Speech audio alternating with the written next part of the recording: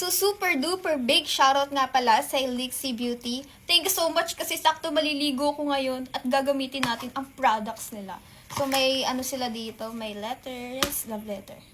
May sponge, scrunchie, headband. Gagamitin ko to guys. Gusto ko neto eh. Thank you. At dahil maliligo ako ngayon, ang gagamitin ko ay ang kanilang foaming facial wash. Gusto ko kasi yung bumubula-bula sa face ko. Wala lang, ganda lang. So, nagbasa na ako ng face and try natin siya. Ay! Foaming nga! Ay, marami pa guys. Uy, wow! Uy, wow! So, ano siya guys, for all skin types, mapasensitive kinero, like me, or may mga issues sa skin nila. So, wash natin siya. Go! So, tingnan nyo, maganda pa din.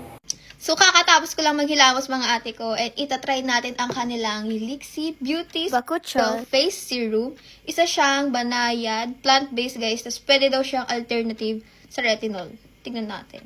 So, nakaka-help daw to bawasan ang fine lines and papantayin yung cuties at bibigyan kayo ng natural glow kahit sensitive skin like me.